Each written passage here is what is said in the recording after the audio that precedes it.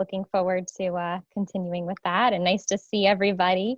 So hi, I'm Jess. Like Kathy said, I'm the project coordinator for the Violence Against Women's grant here at Molloy.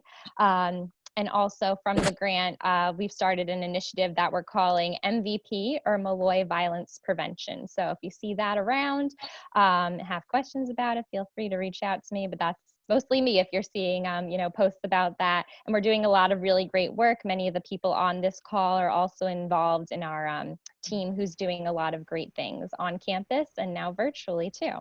So for today's conversation, I wanted to talk a little bit about the distance that we have right now, social distancing, but also the opportunities for connection that are there within that, and how empathy plays a role too.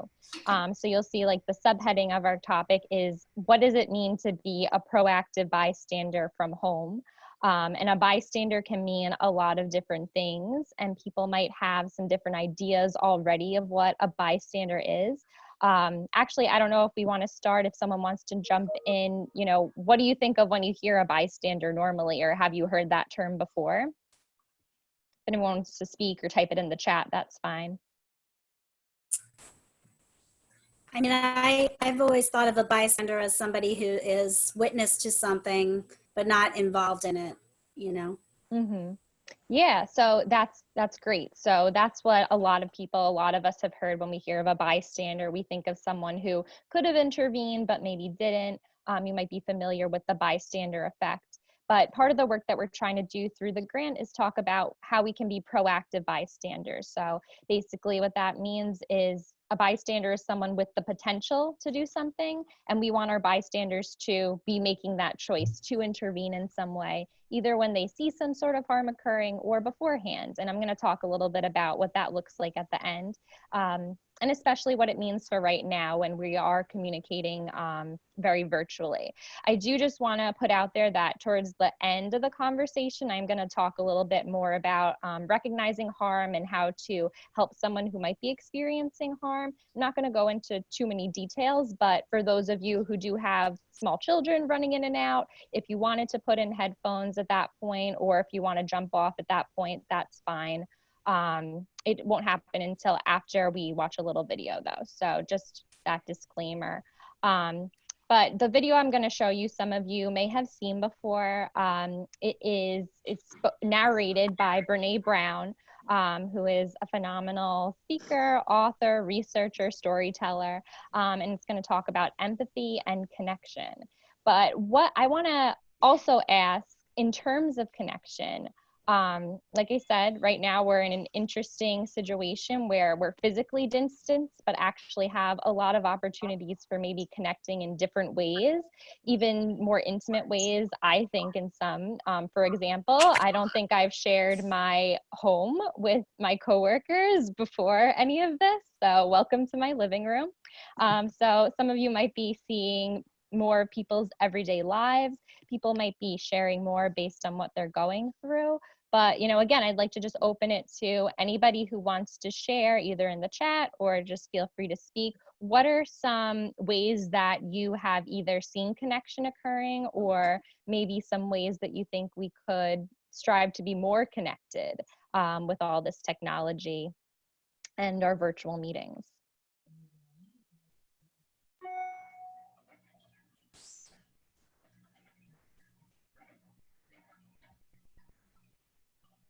I think this program itself is a good example, and having this, where you do look forward to seeing faces that you haven't seen in a while, and somehow you tend to share. Maybe it doesn't seem like it's more intimate, but I think it really is, because if we see each other walking through campus, we're always rushing.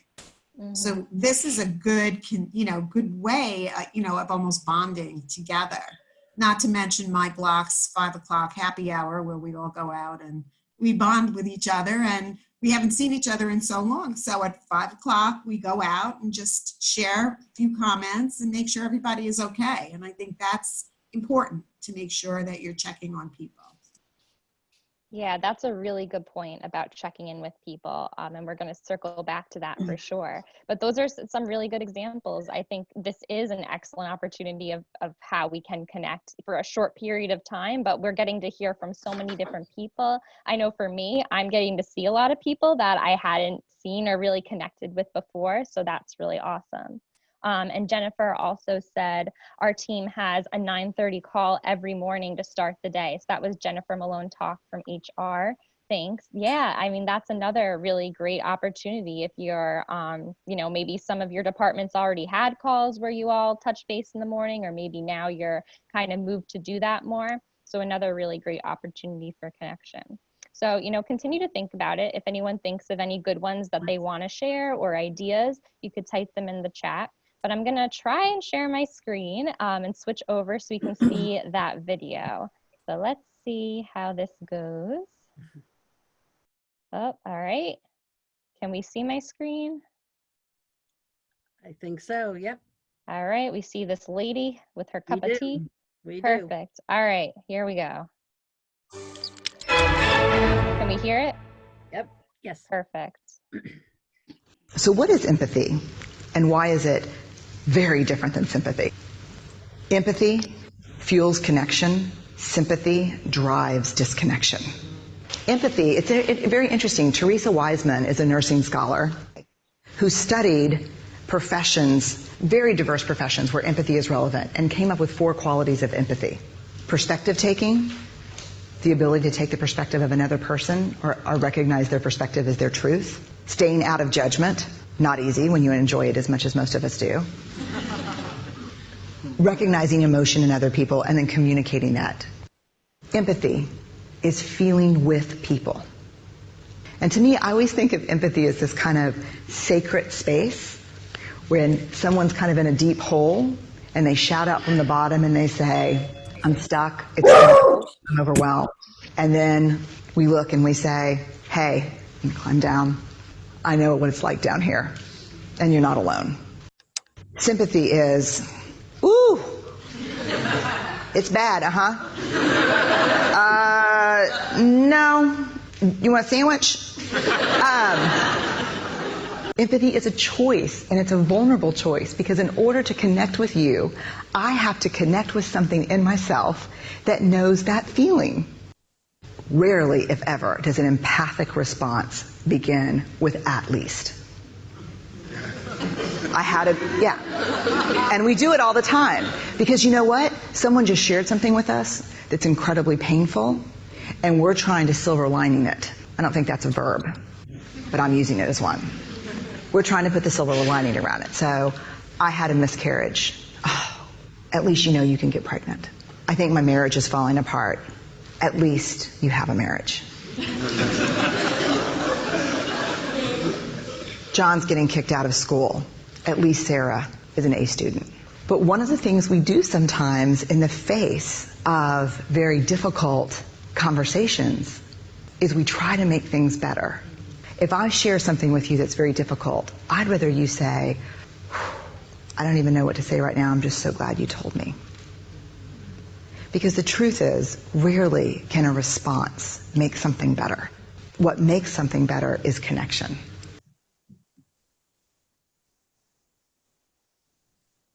All right, so hopefully everyone was able to see that okay. Do we have any thoughts or reflections after watching the video? Yeah, I think it's something that a lot of people, their natural inclination is to kind of speak from their own experiences to kind of show that they understand, but usually a lot of times it makes kind of people's feelings feel unvalidated, that you're kind of saying, well, at least you have this. And if you really want to like have everybody's own experiences feel validated and important. So just, it's more so listening than, if somebody's not really asking for advice, they're just trying to talk to somebody. And I think that's something that you have to be really cognizant of, especially when you're dealing with survivors who kind of think everybody's against them and everyone's not going to believe them. So if you want them to realize that they're supported and you're here for them. Definitely. Yeah. Thank you, Mike. No problem. Also, I think that when people are responding in that way, that's looking as a means of like maybe trying to correct it. It's sometimes I think seems like it comes from a place of like discomfort, or sorry, uncomfort around the topic, and that they're just trying to fix it because they don't want to be a part of it, maybe. Yeah, absolutely. That's really hitting the nail on the head there. And especially in a time like this, everyone is dealing with something. So this is actually a really good time to practice empathy, because we can very easily think of how the crisis is impacting our own lives. So we all kind of have something that we can relate to a little bit here, even though the impacts might be different for each person. So that's a really good point. And right now, a lot of what we're doing involves uncertainty. It involves waiting. And that's really difficult, because this is a situation where there's not really an easy fix. We can't say those magic words.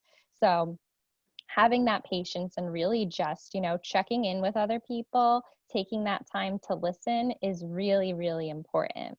And something that you can apply beyond this as well. If you're hearing from someone who is going through something that's difficult and you don't know what to do, that's not your job. Your job is to support another person, someone in your life, a friend, a colleague, a student in your class. So there are things that you can do that maybe traditionally you wouldn't have thought of as, I'm helping or I'm making a difference. But having that empathy and listening can really make an impact.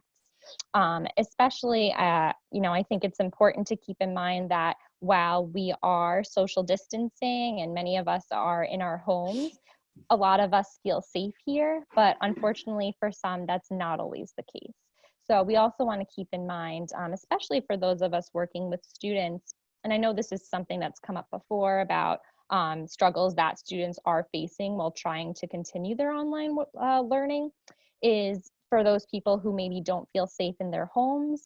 Some people could potentially be in a home with someone who's causing them harm, an abuser, or even for those where that's not the case, just thinking about how technology and the crisis can impact someone who might be experiencing harm from a distance, receiving, maybe distressing text messages or phone calls or even video chats, and extra pressure from the crisis too. So all of those, I think, are just things to keep in mind and reasons to also be aware of what resources are available. So I know at Molloy, we're offering a lot of really great things remotely. I think all of our services are really still taking place in some capacity. So the Student Personal Counseling Center is still available for students. For employees, we have access to the EAP program through CareBridge. And Lisa Miller also sent out an email last week, I believe it was, with information about, if you do notice that a student that you're working with may be struggling, how to help them, resources you can refer them to, and also, of course, referring them through Title IX. I know Carl and Pam also spoke obviously about the great resources from Student Affairs too. So there's a lot of support at this time. And kind of going back to what I was saying earlier about being bystanders, and even if you're not talking with someone who's experiencing harm right now, this is a really great opportunity to think about how we can be proactive. So this is a great time to start having conversations about what a healthy relationship looks like. What does consent and boundaries look like, especially when technology is in the mix and from a virtual capacity. Many of you are home with your children right now, and you've been put in the position of teaching on top of your full-time jobs. So something you might want to add to the curriculum one day is just a short conversation about those things. Check in with your children or younger people in your lives about what their relationships look like. And there's a lot of really great resources to help with that as well, that I'm also happy to share with others that are age appropriate, depending on what kind of conversation you're looking to have. So does anyone have any thoughts or any ideas of how you've been a proactive bystander already? It doesn't have to necessarily do with harm related to violence against women or abuse or sexual assault, but it could be any sort of uncomfortable situation or harassment, discrimination that you're seeing. I definitely encourage you to start thinking about those things at this time and how you can approach them with empathy. Thank you, Jessica. This has been terrific. I love Brene Brown, and I think Carl said that too, but she is really amazing. If you do have time and you want something uplifting, look at the TED Talks that Brene Brown has done. And then she has some wonderful books out there that you could read too, but she has really, she's really stellar. But I want to just piggyback on what you're talking about 2 points that have been brought up. We brought this up a few weeks ago. It was in an email, one of the emails that Diane and the task force had sent out. The issue of discrimination and people, especially blaming the Asian community for what's going on. You know, we as bystanders, we need to stand up for those. This virus is nobody's fault. This is something that we are all dealing with around the world. And that added level of discrimination, you know, we need to take responsibility for our neighbors and our Asian American and our Asian partners need our support. And the other is, I understand that the number of calls about domestic violence has been high these last couple of weeks due to this confined spaces. So again, if there is somebody that you know, reach out to them. Maybe they just need somebody to talk to. Maybe somebody needs to self-identify, and your call could make the difference, or your outreach. And also at this time, write a letter to somebody. You know, you can still, you know, put it in your own mailbox. The mailman will take it and send them greetings, especially at this time of year. Tomorrow, Passover starts, and we're going into and we're in Holy Week. So send a note. You know, the old-fashioned handwritten, you know, we're thinking of you kind of note. So does anybody have any questions for Jessica before we have to say goodbye for today? I see Ryan has a hand. I don't know. Oh. I was just going to say, I really like what Brene Brown has to say here, but I do sort of, I think that there's a important point that you can't always empathize, and that it's important to think about validating somebody and not just empathizing, and that sometimes empathy can turn into like one-upsmanship of, oh, you have it so bad, so do I have it so bad here, and that often there's sort of something between sympathy and empathy, and I think maybe validation that's where my brain's going, at least right now. I just want to share that.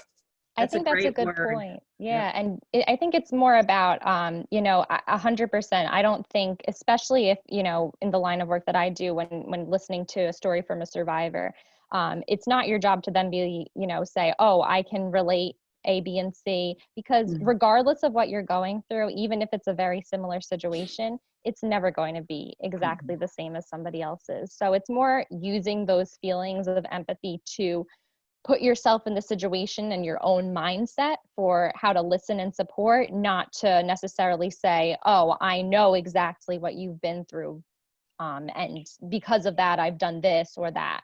It's not about advice giving. It's definitely more about listening. So thank you for sharing that as well. I have something to add as well. Go ahead, Mike.